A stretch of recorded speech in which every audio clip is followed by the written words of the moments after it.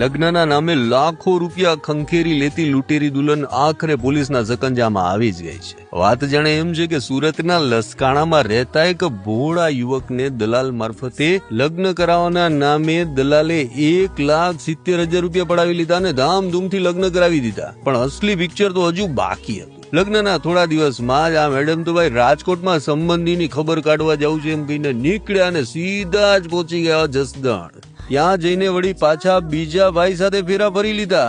પણ કહેવાય છે ને કે પાપ તો ભાઈ છાપરે જડીને પોકારે। આમાં લૂંટેરી દુલ્હને ઉત્સાહમાં આવી અને બીજા લગ્નના ફોટા પાછા સોશિયલ મીડિયામાં મૂક્યા ને પેલા સુરતવાળા પતિના હાથે ચડી ગઈ। સુરતવાળો જે પતિ હતો ને પહોંચી ગયો પોલીસ સ્ટેશન। લસકાણા પોલીસે ભાઈ ફિલ્મી ડબે જસદણથી આ મેડમની ધરપકડ કરી લીધી। હાલ તો દલાલ ફરાર છે પણ પોલીસ એને પણ શોધી કાઢશે।